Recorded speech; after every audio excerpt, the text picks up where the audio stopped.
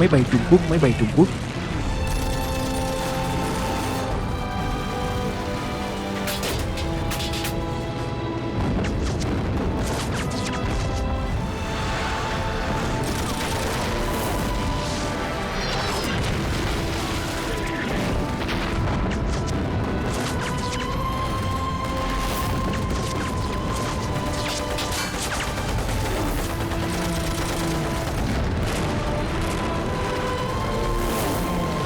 Yêu cầu chi viện trên không.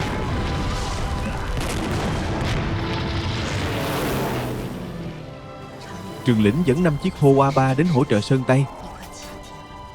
Đã gần 7 ngày rồi, không quân và tám lộ không có liên lạc trực tiếp. Chúng tôi chỉ có thể chờ tin tức. Tuy nhiên trong lòng tôi vẫn rất ấm áp. Dù sao cũng là đến quê vợ của anh. Cũng là quân vì một mối tướng đánh một nhà, cùng nhau giết địch. Cũng vì vậy, tôi dành cho anh một thứ tình cảm chưa từng có. Tuy tôi không bao giờ thừa nhận thứ tình cảm này.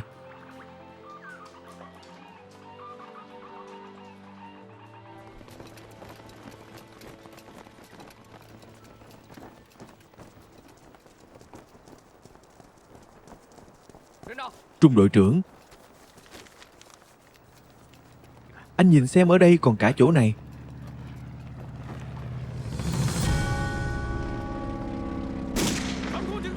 Cảnh giác phòng không.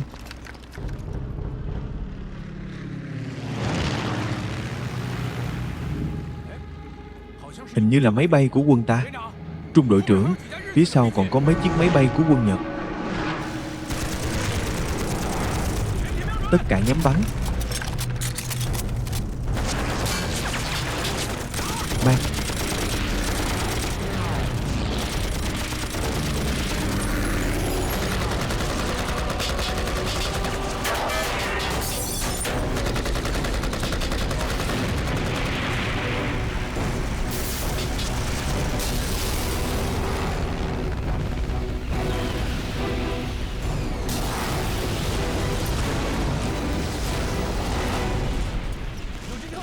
Quân ta nhảy rồi, quân ta vậy mà lại rơi xuống chỗ bọn quỷ. Trung đội trưởng chúng ta tới giúp đi oan uổng quá. Trung đội trưởng trung đội 3 có. Anh dẫn một tiểu đội vòng ra từ phía sau đường cây, xem có thể giúp được không. Vâng, trung đội 3 theo tôi.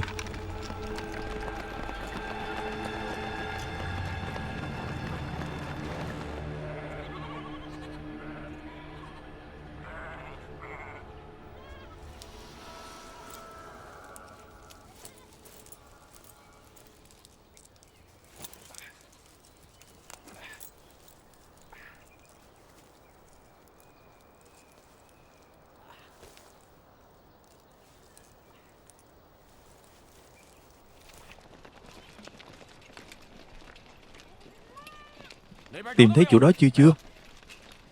Tìm thấy chỗ đó chưa tiếp tục tìm. Người ở đây tìm thấy rồi, ở đây, nhanh lên, nhanh lên.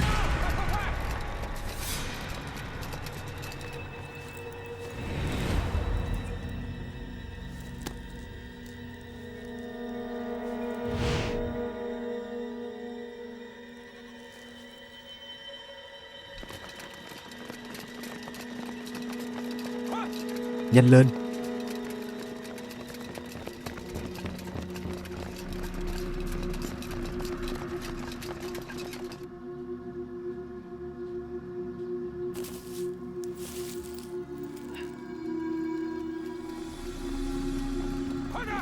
Nhanh lên.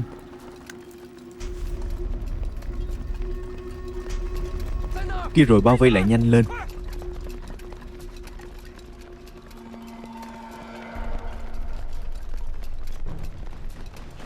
Đúng là xui xẻo.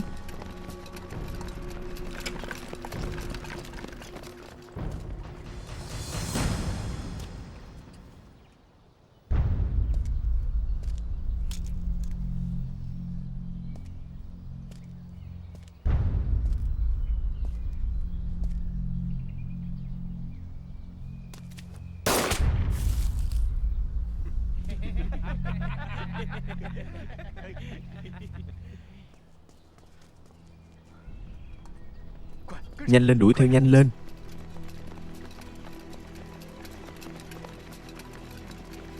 Phía sau đuổi theo. Bắn dây thừng thì tính là gì nào, bắn vào đây. Nhanh lên.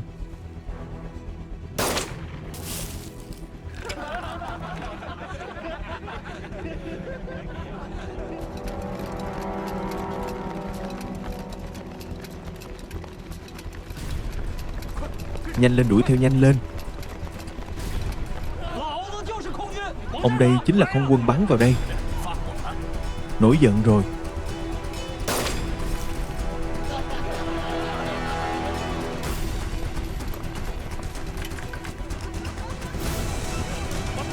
Khốn kiếp. Bọn quỷ Nhật tới đây, bắn đi, bắn đi. Đồ khốn. Bắn. Lâu như vậy rồi vẫn chưa có tin tức.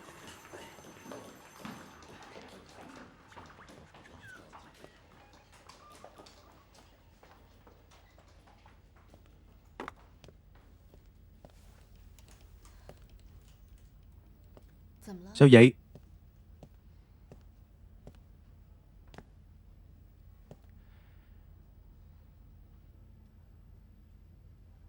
Có chuyện gì? Sân bay Thái Nguyên gọi điện đến 3 giờ chiều. Lưu Trường Lĩnh và sư đoàn không quân số 3 của 6 quân Nhật Bản gặp nhau trên không trung. Sau khi giao chiến ác liệt, máy bay của ta không thể quay về Thái Nguyên. Anh ta đã mất tích.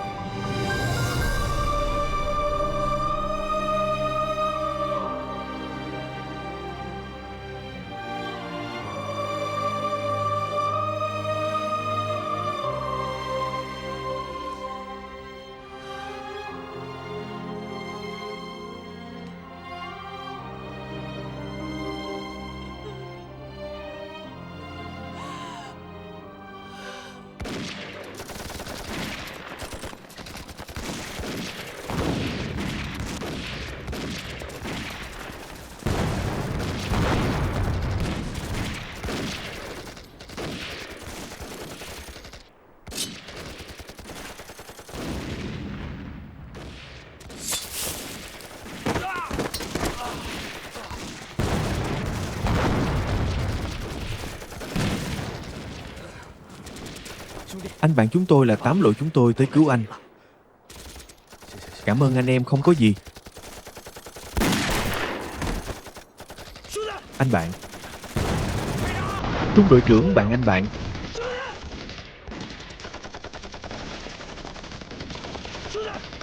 Trung đội trưởng anh bạn, đi nhanh lên, đi nhanh lên. Đừng nhìn nữa, đi đi.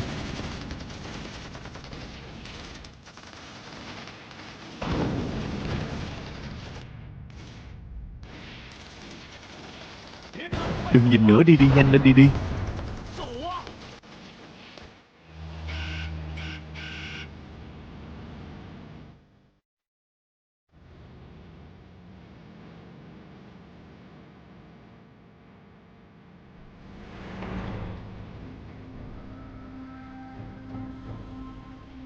Các thính giả thân mến, ở tận bên kia bờ đại dương New York,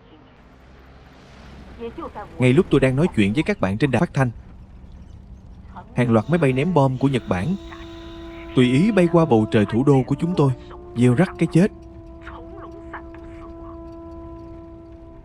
Điều đáng sợ nhất là máy bay ném bom Nhật Bản coi việc tàn sát thường dân vô tội của chúng tôi là công việc hàng ngày. Vô số gia đình bị tàn phá, hàng ngàn hàng vạn người chết cùng một lúc. Để buộc Trung Quốc khuất phục, thủ đoạn mà quân Việt Nhật Bản sử dụng đang ngày càng leo thang. Họ không chỉ vi phạm công ước quốc tế, mà còn coi thường chủ nghĩa nhân đạo, nguyên tắc tối thiểu. Trước đây những hành vi tàn bạo khủng khiếp mà chúng ta chứng kiến và trải qua, thật sự không có từ ngữ nào thích hợp có thể miêu tả cho các bạn nghe. Nếu nói hành vi của Nhật Bản là điều chúng tôi dự đoán được, thì sự thờ ơ đáng chú ý của các nước dân chủ và hành vi tàn bạo đáng sợ của quân Việt Nhật Bản cũng đủ để khiến người ta kinh ngạc. Cho dù chúng tôi có suy đoán theo hướng bi quan nhất, cũng không ngờ rằng chính phủ Mỹ các bạn lại cấm tàu thuyền vận chuyển vũ khí đến Trung Quốc và từ chối cấp hộ chiếu cho các huấn luyện viên người Mỹ đến Trung Quốc. Nếu như việc máy bay Nhật Bản ném bom thành phố của chúng tôi không bị trừng phạt, thì không có lý do gì để không tin rằng quân đội của họ ngày sau không tiến vào Hawaii. Nó chỉ cách California một bước chân. Ai có thể đảm bảo chúng không đến xâm phạm lãnh thổ của quý quốc? Nếu Mỹ không trừng phạt Nhật Bản, không dùng cấm vận kinh tế để trừng phạt hành vi xâm lược của chúng, mà ngược lại còn cung cấp quân nhu theo đơn đặt hàng, thì kế hoạch của chúng chinh phục châu Á, thống trị thế giới, có lẽ sẽ nhanh chóng được thực hiện.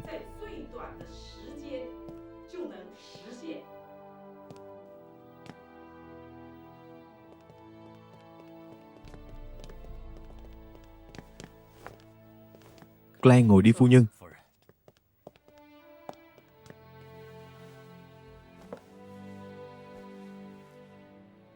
Có lẽ tôi đã nói quá nhiều với đồng bào của các anh. Không phu nhân. Nên để đồng bào của tôi biết những gì đang xảy ra.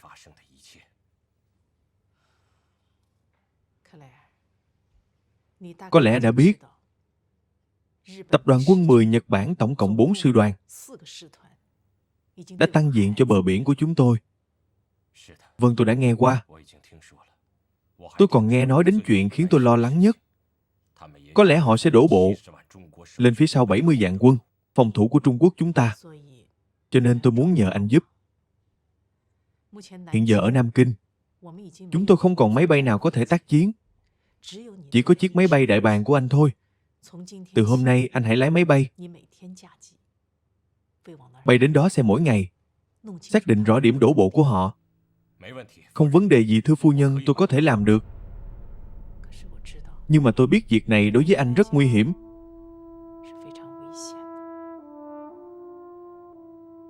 Thực tế về tốc độ bay, máy bay đại bàng là máy bay nhanh nhất trên bầu trời Trung Quốc hiện nay. Chỉ đáng tiếc nó không được trang bị vũ khí. Đừng lắp thêm vũ khí. Dùng tốc độ của anh tránh máy bay Nhật Bản. Như vậy sẽ an toàn hơn. Tôi đã hiểu, bây giờ có thể xuất phát chưa?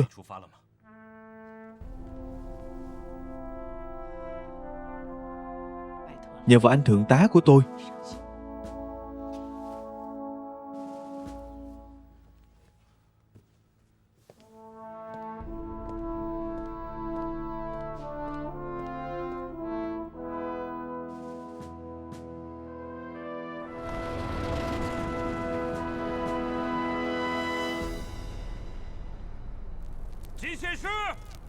Thợ máy. Thợ máy. Thượng tá chỗ này. Tên Mỹ này đang gọi gì vậy? Kệ anh ta đi chơi tiếp chia bài. Nhanh lên, nhanh lên. Thiếu tá được phu nhân ra lệnh lái máy bay đến ven biển, tìm kiếm địa điểm đổ bộ của quân Nhật. Nhanh lên, lúc này sao lại cất cánh? Anh xem mọi người đang bận như vậy, anh xem. Liên quan gì tới toàn cục phải cất cánh ngay. Đừng đánh nữa. Không phải vậy, chẳng phải là đi chịu chết à ba? Đội tuần, tra của Nhật Bản đang lượn vòng quanh trên không trung. Mấy anh em chúng ta ở đây cả một buổi chiều. Mấy anh em mau đi làm việc, đi kéo máy bay của thượng tá ra khỏi hầm trú ẩn, đổ đầy xăng đánh bài. Tôi nhắc lại lần nữa, mau đi làm việc. Đừng làm mất mặt người Trung Quốc. Không phải chúng tôi sợ chết, mà là chúng tôi nghĩ cho người Mỹ. Sân bay Đại giáo trường chỉ có một chiếc máy bay quý, giá đường băng toàn là hố bom. Chúng tôi sợ bánh bao đánh chó có đi không về. Thôi đi thôi, không chơi nữa. Anh xem người Mỹ còn dám liều mạng đúng không? Chúng ta đừng chơi nữa. Làm đi đi thôi, không chơi nữa, đi thôi, nhanh lên. Không chơi nữa nào, nhanh lên. Vừa rồi họ nói gì? Họ nói thượng tá thật là giỏi, Hồ thiếu tá. Tuy ta tôi hơi điếc, nhưng mà vẫn chưa tới mức không nghe ra họ đang nói cái gì. Bắn hạ nó tuyệt đối, đừng để nó quay về. Không giới tới cũng phải bắn. Tôi cảnh cáo các cậu phải bố trí lại việc phong tỏa trên không. Trong 2 ngày hôm nay và ngày mai, trên bầu trời Kim Sơn Vệ, tuyệt đối không cho phép bất kỳ máy bay địch nào xâm nhập nghiêm.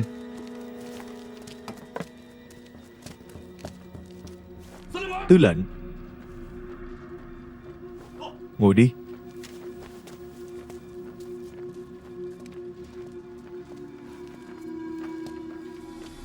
Thượng tá có chuyện gì khiến cho anh tức giận như vậy?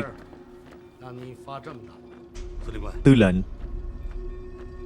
trung đội cảnh giới của tôi báo cáo, vừa rồi có một chiếc Boeing của không quân Trung Quốc bay với tốc độ cao vào không phận tàu đổ bộ của tập đoàn quân 10 chúng ta.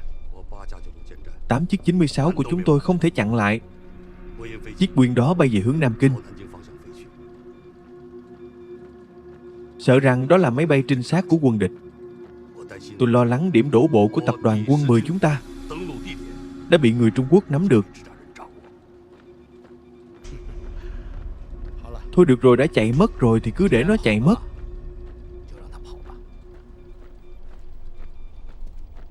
Cho dù người Trung Quốc bây giờ có biết và nắm được điểm đổ bộ, cũng không còn tác dụng gì. Muộn rồi. Cuộc đổ bộ gần 10 vạn người, đối với người Trung Quốc như rắn mất đầu mà nói, căn bản là chưa từng nhìn thấy, càng không thể ngăn cản. Huống chi, sư đoàn 16 của 6 quân đế quốc chúng ta được điều động từ Hoa Bắc, cũng sẽ đến đây trong vài ngày tới.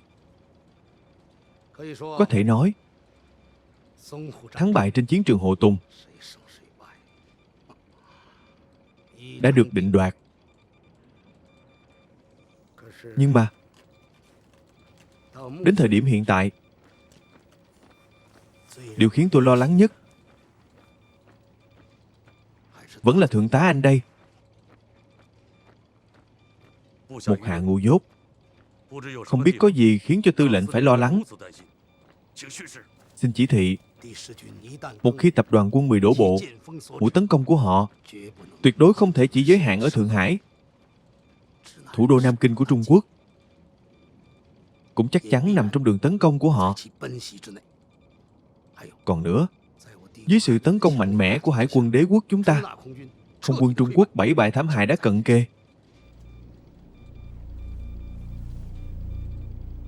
Morikawa Cung Vân, để không cho 6 quân cướp hết danh tiếng và tất cả vinh dự của chiến tranh, hải quân chúng ta phải giữ quyền kiểm soát không phận tuyệt đối ở Nam Kinh. Tôi không hiểu, thưa tư lệnh. Tất cả máy bay của công quân Trung Quốc đã bị chúng ta quét sạch, không còn sức phản kháng. Theo tình báo đáng tin cậy, Liên Xô đang chuyển hàng trăm chiếc máy bay chiến đấu vào Trung Quốc. Hiện tại đang tập kết ở Lan Châu Tây Bắc. Không bao lâu nữa sẽ được điều tới Nam Kinh. Để không cho bọn họ cánh cứng rồi xuất hiện trước mặt của anh đối đầu với anh phải tiêu diệt tất cả bọn họ trước khi họ hình thành quân đội. Tức là khi họ còn ở trong nôi giống y như ở trong ổ trứng.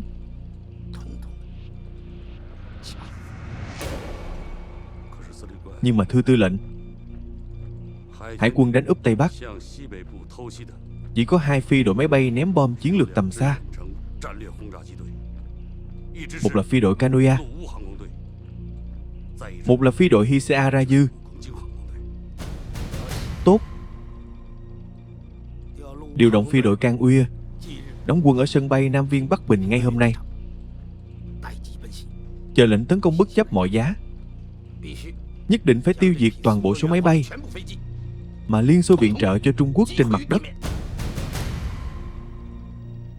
Dân.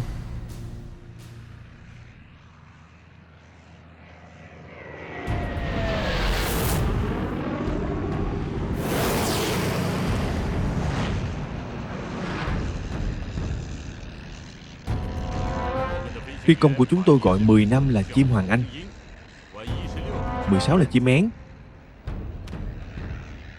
Để chim Hoàng Anh của anh bay tự do đi, cho các đồng chí Trung Quốc xem nó linh hoạt cỡ nào.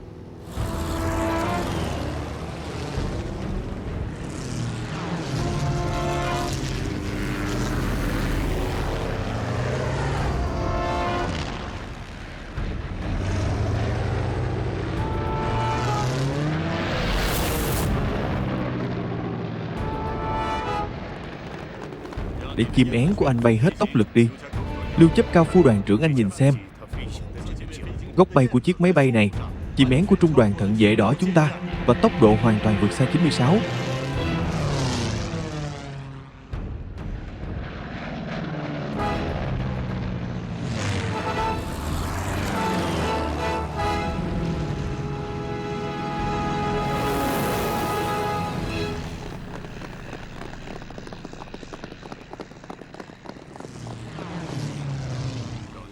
Thượng tá, anh đã từng giao chiến với 96. Anh thấy nó như thế nào? Anh thấy như thế nào? Tất nhiên là chim én của chúng ta. Chỉ có thử thì mới biết.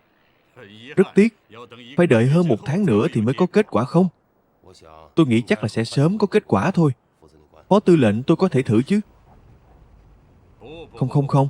Muốn lấy chim én máy, anh ít cũng phải trải qua huấn luyện chuyên nghiệp 1 tháng. Cứ để anh ta thử đi, ba Ano tướng quân. Số loại máy bay mà anh bạn này từng lái ít nhất cũng phải hơn 20 loại. Được không?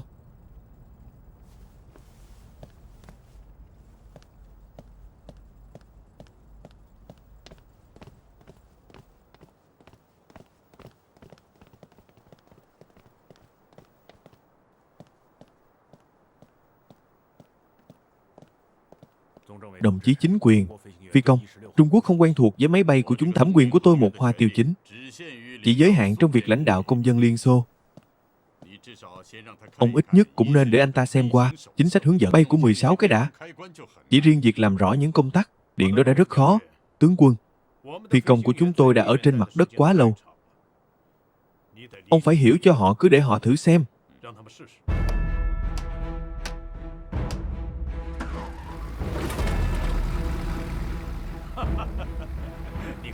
Ông xem, anh ta đã tìm thấy công tắc điện rồi.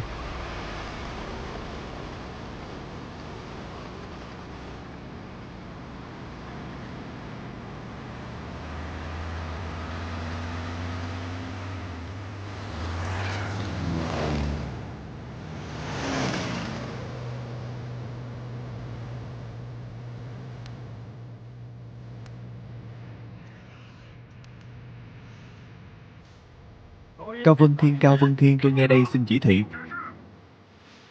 Ba Ano tướng quân đặc biệt muốn biết máy bay của họ có phù hợp với phi công Trung Quốc chúng ta không? Nó đang thích nghi với tôi. Tốt, chúc anh thành công.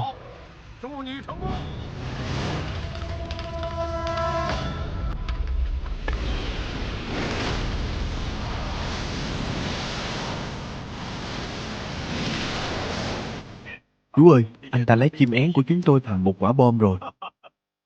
Đúng là hơi thô bạo. Vì họ vừa mới từ chiến trường trở về mà.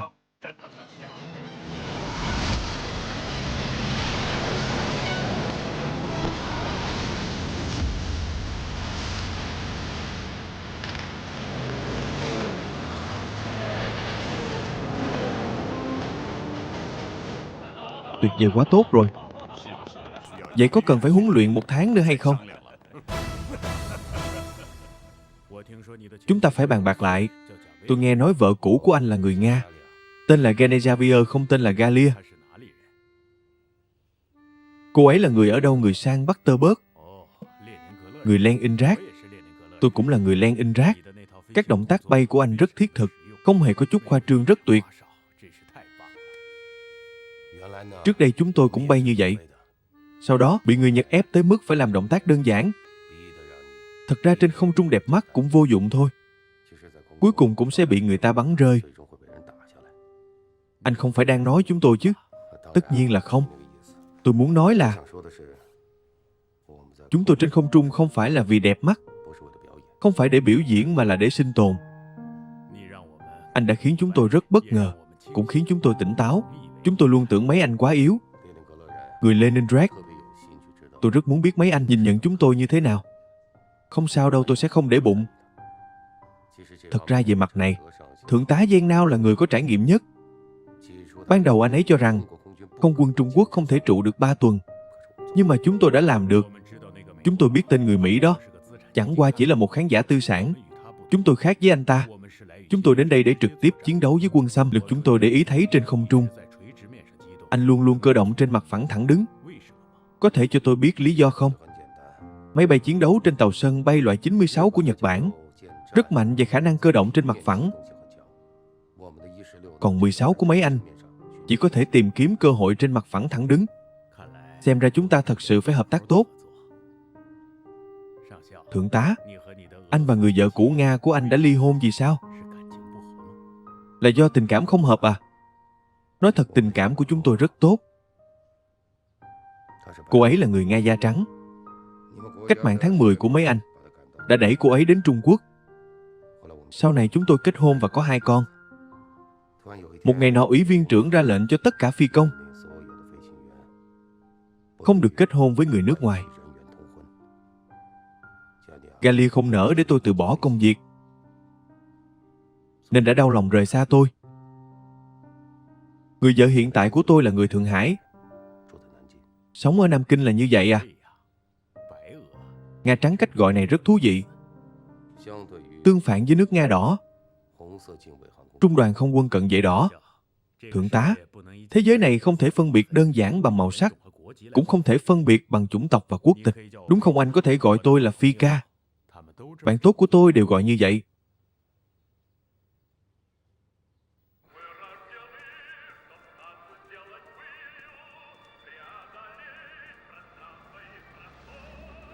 Nhân Thiên, anh có biết đây là bài hát gì không? Không biết. Đây là bài hát phụ trong phim máy bay chiến đấu của Liên Xô. Tôi đã sống ở Liên Xô 2 năm. Đó là một đất nước đáng nhớ. Đúng. Trung đoàn không quân cận vệ đỏ cần nửa tháng để bàn giao. Thời gian này đã sớm hơn 1 tháng so với kế hoạch ban đầu. À đúng rồi. Các anh có nắm chắc trong việc tiếp nhận 10 năm. 16 không nếu so với Hao 3. Máy bay của Nga đúng là hơi thô hơn một chút, nhưng mà hiệu suất vẫn rất mạnh mẽ. Cũng giống như tính cách của người Nga. Anh nói đúng.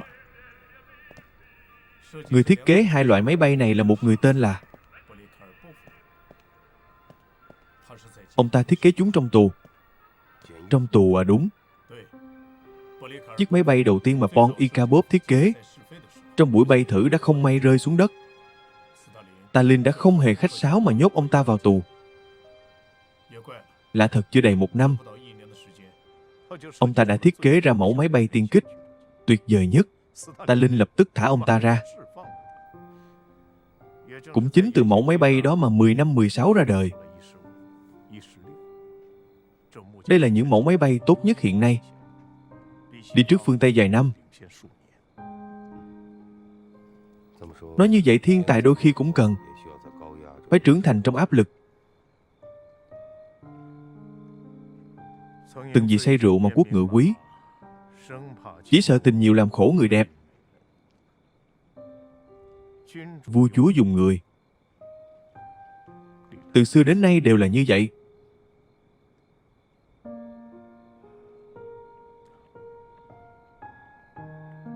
Nội chiến Tây Ban Nha, hai loại máy bay này của Liên Xô đều đã xuất hiện, nhưng mà lại bị Mi-19 của Đức đánh bại thảm hại.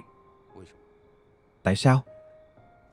Lý luận thiết kế của người Nga từ trước đến nay đều là tách riêng khả năng cơ động và tốc độ để xem xét. Anh xem 10 năm chú trọng đến khả năng cơ động, 16 chú trọng tốc độ cao. Còn người Đức lại kết hợp hai cái là một. Nói như vậy, máy bay chiến đấu loại 96 của Nhật Bản vừa có tốc độ, vừa có sự ổn định. Dân Thiên, đại đội 4 mấy anh không chỉ tiếp nhận máy bay, mà còn phải nắm vững đặc điểm khác nhau của hai loại máy bay này, dùng sự phối hợp thuần thục trên không của mấy anh để bù đắp những thiếu sót trong nó.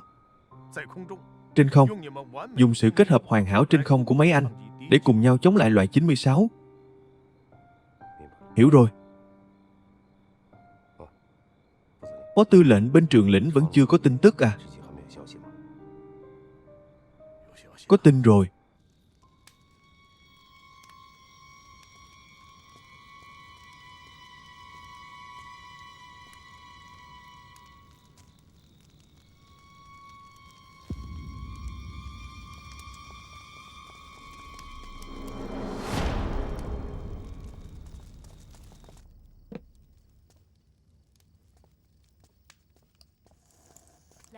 Nào, uống thêm chút nữa, lại thêm chút nữa à, đủ chưa? Chị dâu à, đủ rồi. Đừng khách sáo. Uống thêm chút nữa đi, đủ rồi, cảm ơn. Trương Trung đội trưởng, tôi thấy sao chó ở đây không sủa vậy? Đừng nói là chó, ngay cả tiếng lừa kêu cũng không có. Chúng tôi du kích ở đây, ban đêm đi lại càng yên tĩnh thì càng an toàn. Nhưng mà chó nhìn thấy người lạ không phải cũng sủa à? Lừa cũng phải kêu chứ. Anh nhìn con chó ở cửa đi. Lúc vừa vào cửa tôi đã ném cho nó một nắm cơm. Bên trong có quấn tóc của phụ nữ. Nhìn bây giờ xem, chỉ lo gặm thôi, anh xem.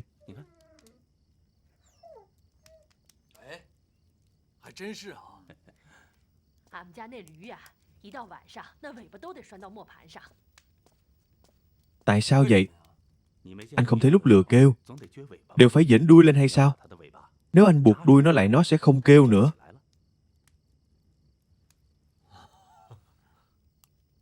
Gần đây thường xuyên có bọn quỷ xuất hiện. Ban ngày không làm được gì cả, chỉ có thể chờ đến tối. Anh nói xem, một ngày phải chịu đựng như thế mặt trời, như bị dây thừng trói chặt vậy, cứ không chịu lặn, khiến người ta sốt ruột. Trương đoàn trưởng, tôi thấy 8 lộ mấy anh có một đặc điểm là quân chính quy không nhiều, nhưng du kích lại không ít. Phải nhà nhà là pháo đài, người người là lính. Nếu không thì lấy đâu ra? Tuyến giao thông đều bị quân Nhật chiếm đóng. Anh không làm vậy thì đâu có được. Nói thật, tôi rất khâm phục các anh. Không chỉ là vì các anh đã liều mạng cứu tôi. Trung đội trưởng, người của Thái Nguyên tới rồi, mau mời vào.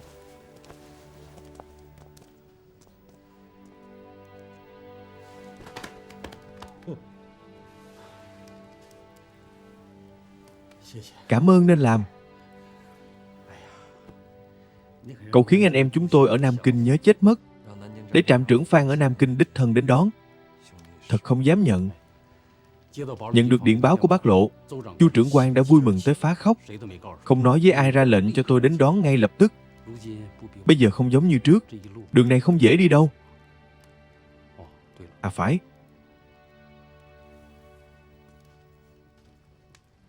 phu nhân cũng đã biết, còn đặc biệt khoái chuyên cơ đợi ở Thái Nguyên.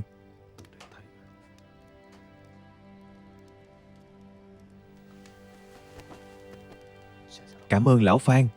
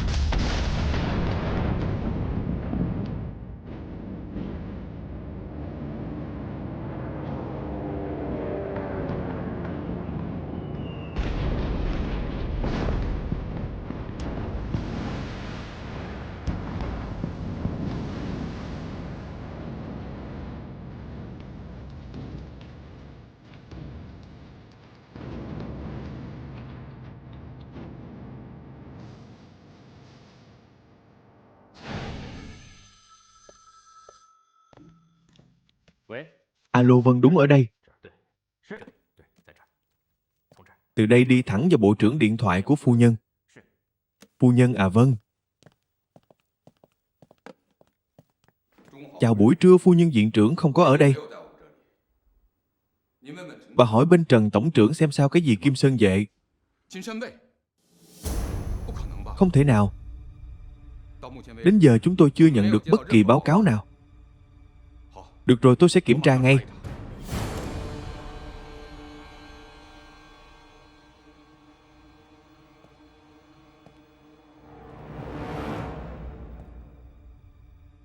Phu nhân nói cố vấn người Mỹ của bà ấy đã báo cho bà ấy tập đoàn quân 10 của quân Nhật đang đổ bộ lên Kim Sơn Vệ.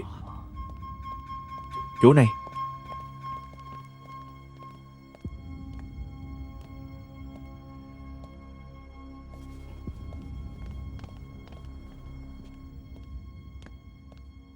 Chính là ở đây, chỗ này, nếu tin tức là thật. Thưa Bộ trưởng, thì chẳng khác nào một nhát chí mạng, đâm thẳng vào sau lưng 70 vạn quân của chúng ta. Đúng, thưa Bộ trưởng. Thời nhà Minh năm Gia Tỉnh giặc qua xâm lược Thượng Hải, chính là đổ bộ từ Kim Sơn Vệ này, đúng. Bây giờ mấy ông đều nói chắc như vậy, nhưng trước đây tại sao không xem trọng dốc bờ biển dài mấy 10 cây, lại chỉ để 2 trung đội của sư đoàn 63 phòng thủ. Việc này không còn cách nào khác. Tổn bại của quân ta ở cánh trái ngày càng tăng, buộc phải điều quân đoàn 8. Quân đoàn 10 đang phòng thủ ở đây, đến bổ sung cho tiền tuyến cánh trái.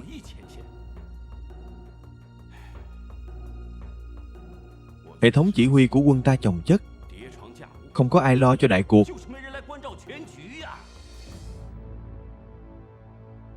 Sở Dương thích eo thon, trong cung nhiều người chết đói.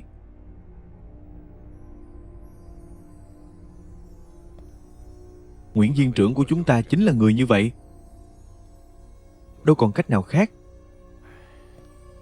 Ông ấy vui vẻ lên, có thể gọi điện thoại đến trận địa của trung đội ở tiền tuyến pháo binh, cách 3 cấp chỉ huy mà điều động họ đi.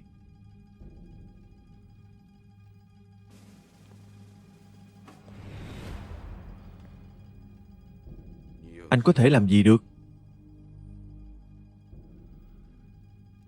Đó là một lão già miệng đầy răng giả,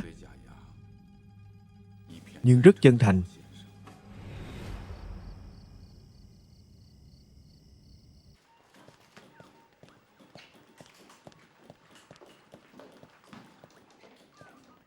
Hân làm. Báo cho cô một tin vui, Lưu Trường Lĩnh đã được tìm thấy.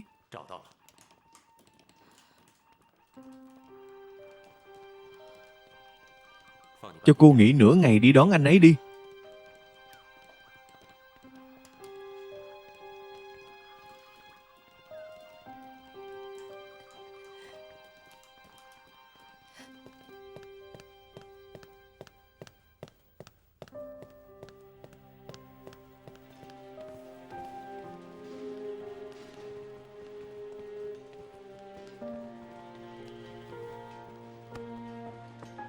Anh em tốt.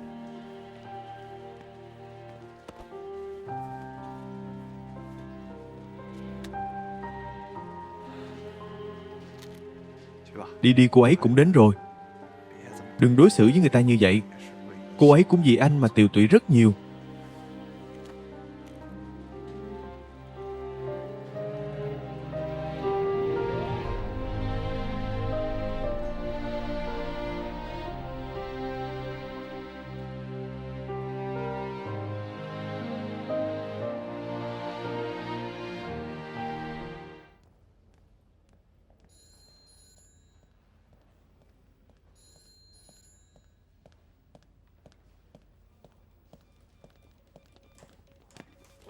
Báo cáo, Thẩm Minh Nghĩa, Phó Tham mưu trưởng Trung đoàn 1386 quân, nhận lệnh đến giao tài liệu mật mã.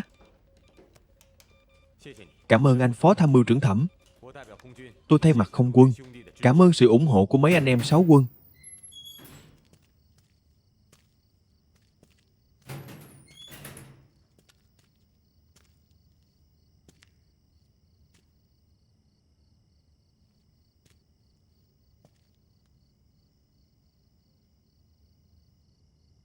Đại quý, tôi biết anh không có tâm trạng để ngủ. Anh có thể mở mắt ra để xem đối thủ trên không của anh không? Đại quý, chẳng lẽ anh thật sự không muốn biết ai đã bắn hạ anh à? Bây giờ anh ta đang ở trước mặt của anh.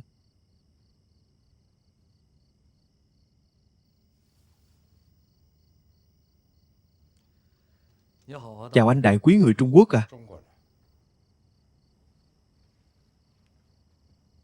Đối thủ trên không của tôi không thể là người Trung Quốc. Tuyệt đối không. Anh ta một mực cho rằng người Mỹ đã bắn hạ anh ta. Chúng tôi đã nói với anh ta rất nhiều lần, anh ta vẫn không tin. Anh đến nói chuyện với anh ta, đi xem anh ta có cứng đầu nữa không. Tôi biết. Tất cả học viên của trường Yokosuka, các anh đều rất tự phụ. Nhưng mà anh có biết không? Những động tác anh thực hiện trên 6 năm trước, Motikao huấn luyện viên của mấy anh đã mang tới Trung Quốc và đích thân dạy cho chúng tôi. Chúng tôi rất nhiều người họ Morikawa. Anh ấy chính là Moriwa Toshio, trưởng quan của liên đội, một hải quân của các anh bây giờ.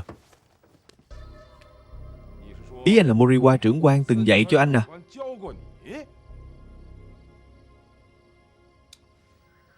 Anh còn nhớ không? Lúc anh bám riết tôi trên không, động tác đầu tiên tôi làm chính là xoay vòng kiểu Imbiman.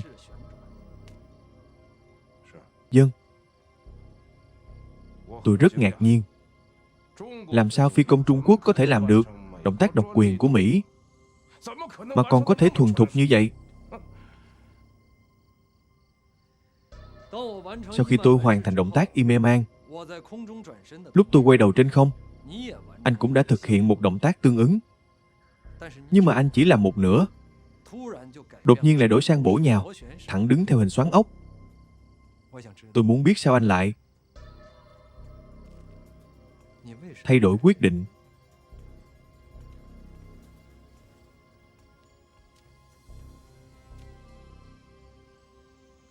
Thật sự là anh à?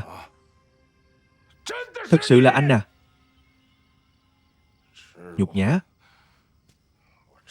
Tôi nhục nhã, vô cùng nhục nhã. Tôi vậy mà lại thua dưới tay của phi công Trung Quốc. Nhục nhã, nhục nhã. Nhục nhã quá, cuối cùng anh ta cũng tin rồi.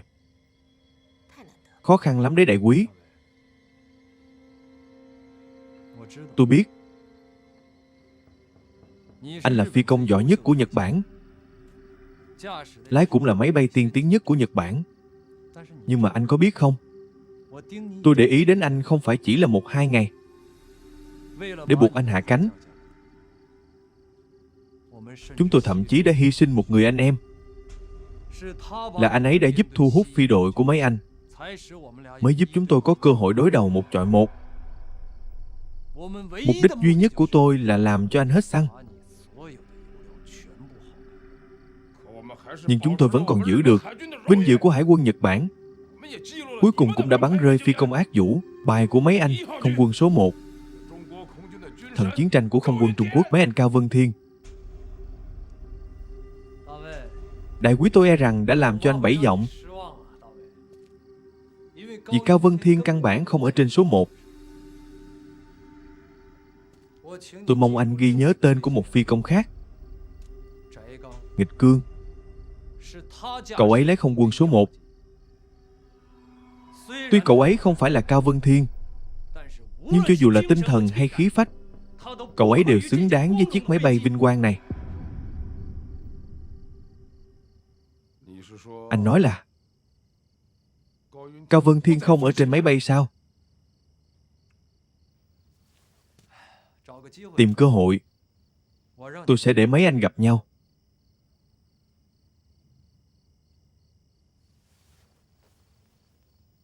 À phải, trên máy bay 96 của mấy anh có 2 thiết bị. Tôi không biết đó là gì. Nói cho tôi biết.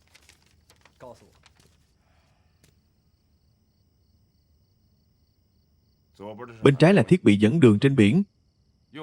Bên phải là thiết bị dẫn đường ban đêm về cách sử dụng. Tôi phải nhìn thấy vật thật mới có thể giải thích rõ. Được rồi. Vậy thì chờ anh bình phục chúng ta lại gặp. Vào đi. Vâng. Trưởng quan. Đại quý, cuộc sống của tù binh rất vất vả. Đây là chút lòng thành của tôi. Hy vọng anh ở Trung Quốc sống vui vẻ. Cảm ơn. Tạm biệt, tạm biệt.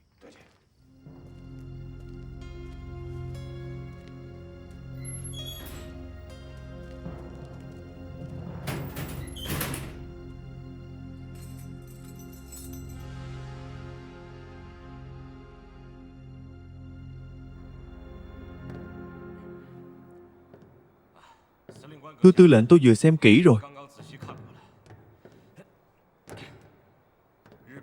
Máy bay chiến đấu của Nhật Bản đã sử dụng kết cấu siêu nhẹ, không thể tin được anh xem lớp vỏ nhôm này. Tôi thậm chí có thể xé rách nó bằng tay. Không, thượng tá dừng lại.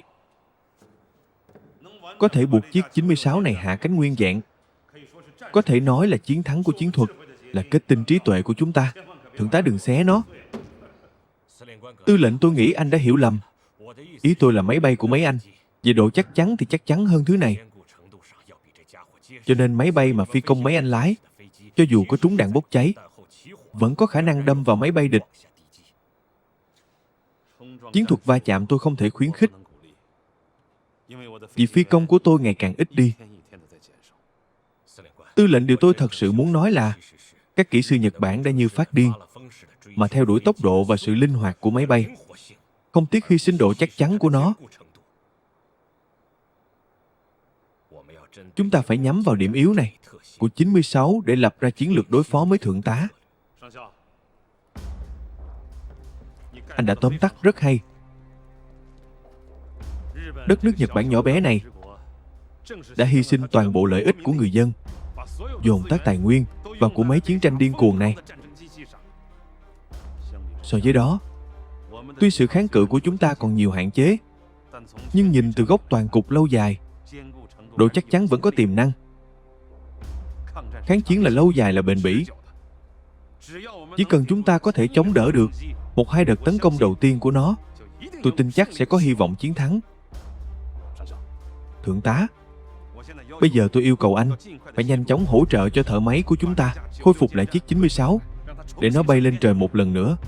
Làm giáo cụ giảng dạy, tôi nhất định phải tìm ra cách tấn công. Vâng, thưa tướng quân.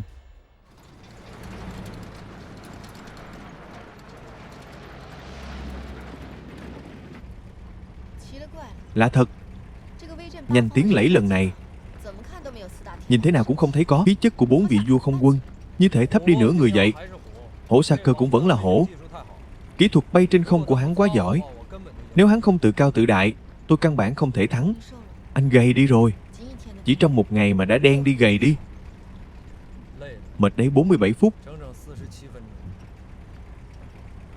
Cả hai bên đều đặt cược mạng sống vào cần lái, không dám mắc dù chỉ một sai lầm, nếu không sẽ mất mạng. Lấy gì phía trước rẽ phải ở đường Hồng Vũ. Đến nhà tôi nếm thử canh do mẹ tôi nấu. Nhà. Cô còn có nhà à? Coi anh nói kìa. Sao tôi lại không thể có nhà?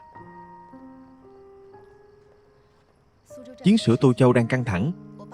Bố mẹ tôi đều đã sơ tán đến đây, ở ngay gần đó ngõ Bia Đình. Mấy hôm trước họ cùng với hàng xóm đã nhìn thấy mấy anh chiến đấu với người Nhật trên không, rất khâm phục. Ai ai cũng muốn gặp anh một lần.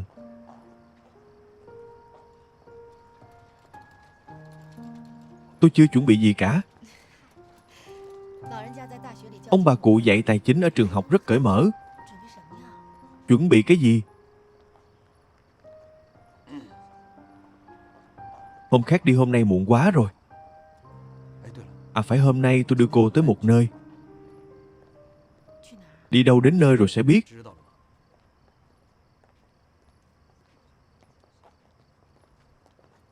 Cô nhìn tôi làm gì?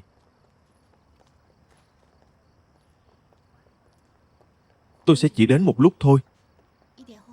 Hơn 1 giờ nữa là phải tới lượt trực ban tôi biết. Thuộc đơn vị nào giấy tờ?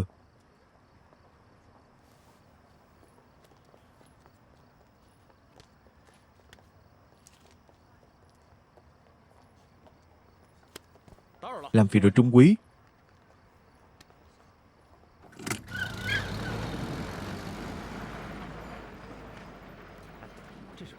Đây là xe của không quân à? Giỏi giỏi. Đánh trận giỏi, cô gái cũng giỏi. Anh ta là ai vậy? Đừng hỏi, dù sao cũng là người nổi tiếng. Là ai mau nói đi. Đúng là nhiều chuyện tôi không nói cậu biết. Nói chuyện kiểu gì vậy?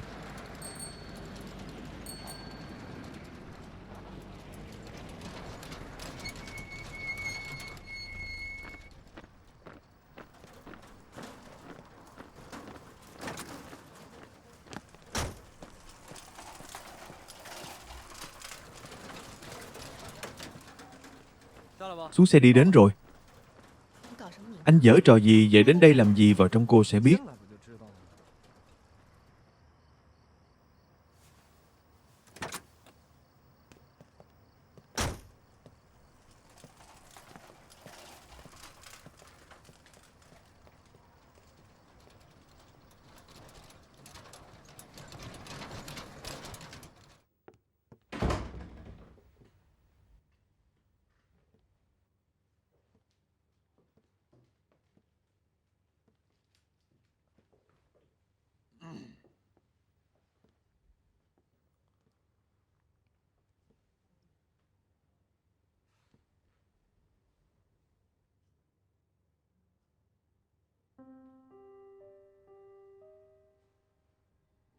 Sao cô nhìn tôi chằm chằm vậy?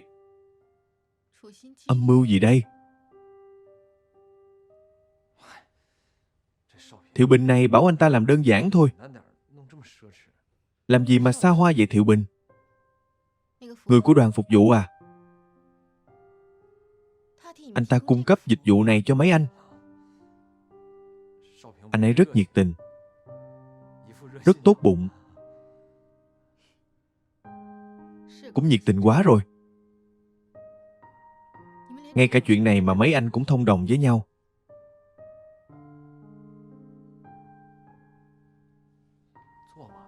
Ngồi đi. Đã như vậy rồi, chúng ta đừng phụ lòng tốt của người ta.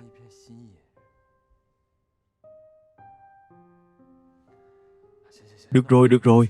Tôi nói thật với cô. Không phải ý của anh ấy, mà là ý của tôi, ý của anh à. Đúng. Ý gì của anh? Tôi đã nghĩ kỹ trên không trung. Trên không trung. Lúc động cơ ngừng hoạt động, máy bay chỉ có thể dựa vào quán tính mà lượn. Lúc tôi đã nghĩ, không được. Không thể cứ như vậy mà chết được. Tôi vẫn chưa phải là một người đàn ông hoàn chỉnh. Tôi nhất định phải đưa người phụ nữ tôi yêu đến một căn phòng tốt nhất. Tôi chỉ nghĩ như vậy, đơn giản như vậy thôi. Tôi không cao thượng như cô nghĩ. Tôi cũng không phải là người không ăn khói lửa trần gian. Cô đừng giận tôi.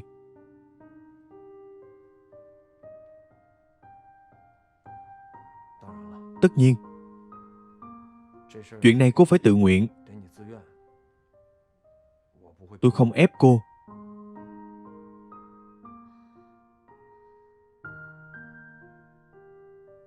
Tôi biết phải nói gì với anh đây.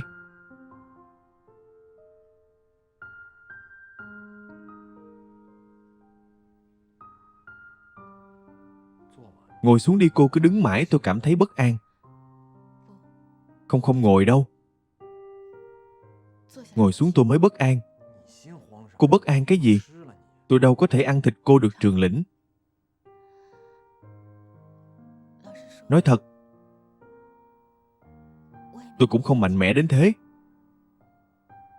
Tôi cũng sẽ không kiềm chế được bản thân mình. Vậy đừng kiềm chế nữa. Anh có hiểu tôi không? Anh có biết tôi là người thế nào không?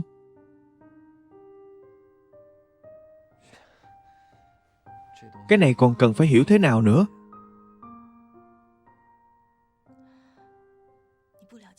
Anh không hiểu tôi. Với một người mà anh không hiểu, làm tất cả mọi chuyện,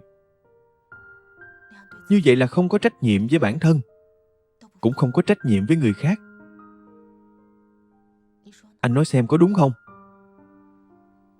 Tôi thấy chúng ta đều trưởng thành. Từ khi tôi rời khỏi trường học bước vào không quân, tôi đã chịu trách nhiệm với bản thân rồi. Chúng ta cứ như những người trưởng thành có được không?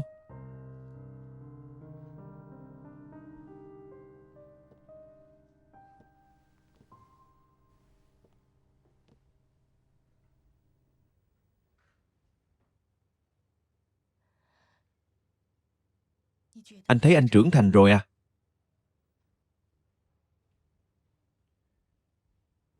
Vậy thì sáng mai tôi sẽ trưởng thành.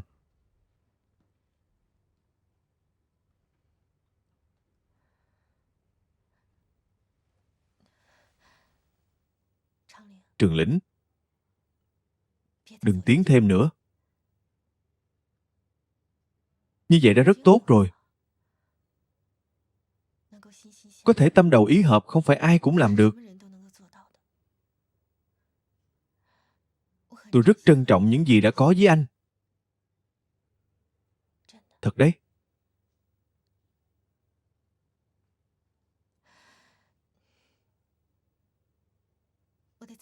Tôi phải đi rồi một.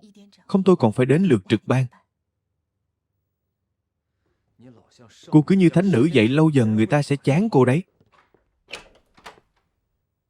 Hôm nay cô bước ra khỏi đây, đừng trách sau này tôi không để ý tới cô.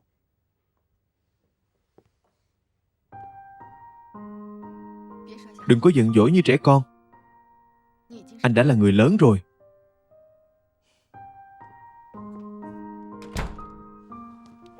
Tối. Đừng có làm bẩn thảm, đó là thảm Ba Tư đấy.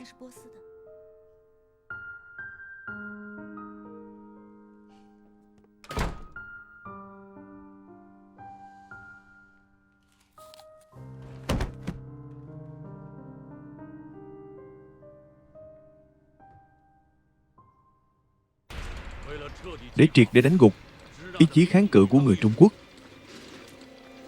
từ hôm nay, tôi sẽ tăng cường độ tấn công vào thủ đô Trung Quốc.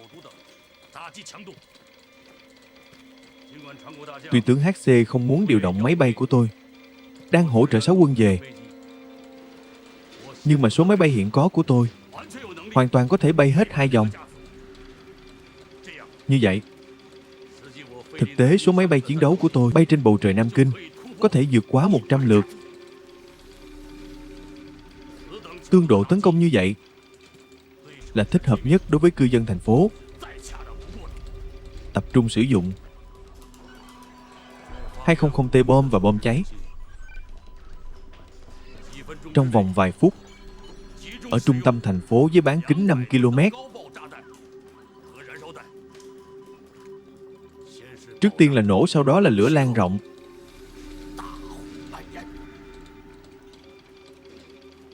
Làm tê liệt tổ chức trật tự của họ. Làm gián đoạn cuộc sống đô thị của họ. Một người dân của họ yêu cầu chính phủ của họ nhanh chóng chấm dứt đau khổ và sợ hãi. Tiếp đó là yêu cầu chấm dứt chiến tranh.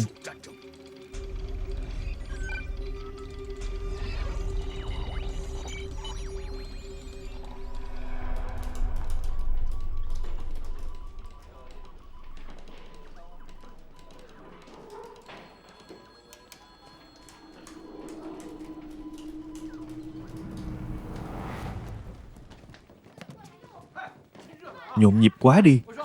Tôi nói này mọi người có mặc đủ hết chưa đủ rồi. Đừng chạy vội. Nghe tôi nói trong hầm trú ẩn này vừa ẩm vừa lạnh lẽo. Nhất định phải mang đủ đồ, mang nhiều không sợ. Nghe thấy chưa? Đặc biệt là những người có con nhỏ. Phải chuẩn bị nhiều một chút. Vâng, được rồi, mọi người xem có thiếu gì không. Chúng tôi chờ mọi người nhanh lên mau thu dọn vân vân. Chị dâu à, để tôi cầm giúp, cái này tôi tự cầm được. Ai cầm tôi cũng không yên tâm.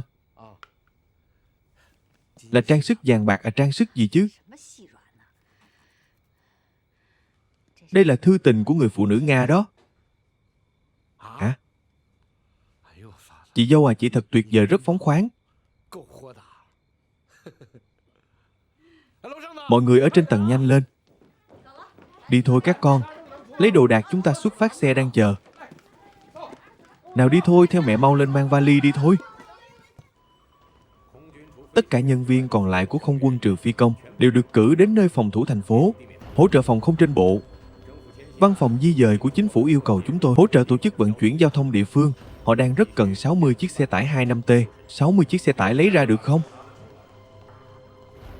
Vận chuyển vật tư của không quân chúng ta còn đang là vấn đề nan giải. Vậy thì vá ốc xem sao? Cho dù có vắt ốc ra được 10 chiếc, không quân chúng ta đã không thể ngăn chặn kẻ thù một cách hiệu quả trên không, thì hãy ổn định lòng dân trên mặt đất. Thứ có thể ổn định lòng dân chỉ có chiến thắng. Một chiến thắng thật sự giết mấy nghìn mấy trăm tên. Anh tưởng tôi không muốn à? Số máy bay tiêm kích chúng ta có thể dùng để tác chiến hiện giờ còn chưa tới 6 chiếc. Tôi thật sự không hiểu. Chúng ta có gần 50 vạn quân, hơn nữa còn đang tiếp tục tăng quân. Tại sao lại không thể ăn được hơn 10 vạn tên quỷ đỏ đó? Nếu bây giờ không thể tiêu diệt chúng, đợi đến khi viện binh trong nước đến, thì càng khỏi phải nghĩ. Đúng, sư đoàn 11, sư đoàn 9 và sư đoàn 13 của quân Nhật đã đến Thượng Hải một pơ, hai bên đều đang tăng quân. Cách tăng quân của chúng ta có vấn đề. Một sư đoàn đánh xong lại đưa vào một sư đoàn khác. Cố thủ không rút lui. Tuy số lượng vượt xa quân Nhật nhưng mà luôn bị động. Mọi người đều nhìn ra vấn đề rồi. Tại sao quỷ viên trưởng? Anh đừng nói với tôi mọi người vậy đó. Ở đây chúng ta không có từ mọi người, chỉ có quỷ viên trưởng, chỉ có gia trưởng là quỷ viên trưởng. Mọi thứ đều do ngài ấy quyết định. Chúng ta không thể thay thế ngài ấy quyết định. Anh có hiểu không?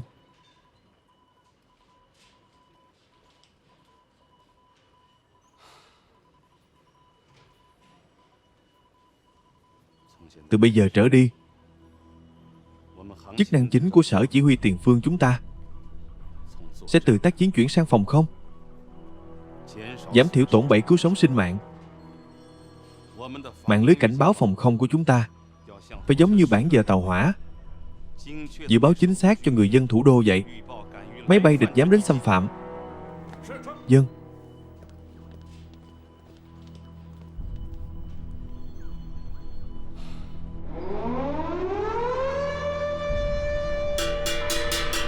Nhanh lên, chạy nhanh lên.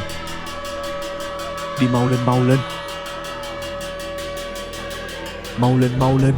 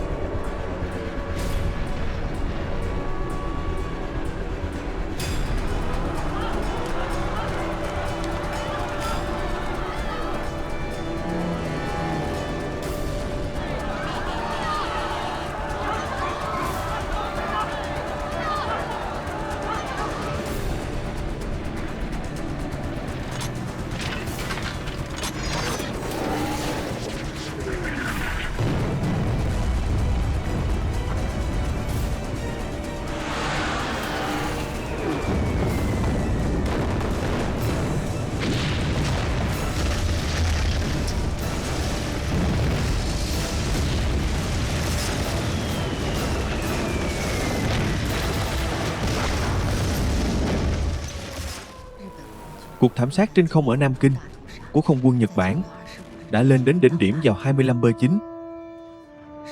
Hôm đó số máy bay quân Nhật tham gia ném bom Nam Kinh đã vượt quá 100. Nhà cửa bị phá hủy, người dân bị tàn sát. Khắp nơi hoang tàn, khắp nơi vang lên tiếng kêu khóc. Mức độ thảm khốc của nó chỉ có những vụ ném bom ở Trùng Khánh, ném bom Redden và ném bom Tuyo sau này mới vượt qua được. Hôm đó, những chiếc máy bay còn lại của không quân Trung Quốc đều lên trời đánh chặn, nhưng không đạt được kết quả.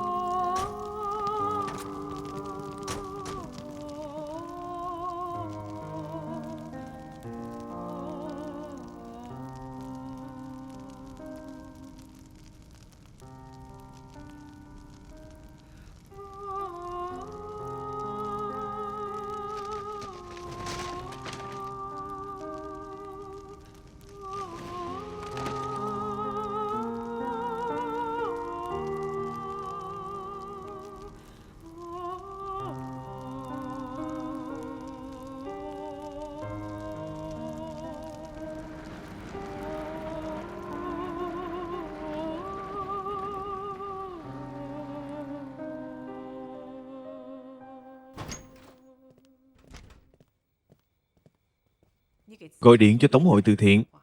Sáng mai tôi muốn triệu tập một cuộc họp. Vâng thưa phu nhân.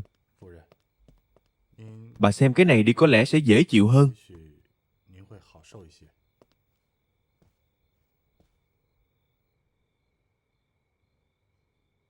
Cái này đây là hôm nay à?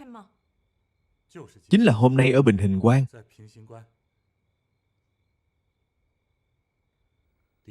Quả đúng là tuyết rơi giữa mùa hè. Trong thời khắc thảm họa này, là một cầu vồng trong mưa máu. Là cầu vồng. Có lẽ chúng ta phải nhìn nhận lại Mao Trạch Đông của Đảng Cộng sản.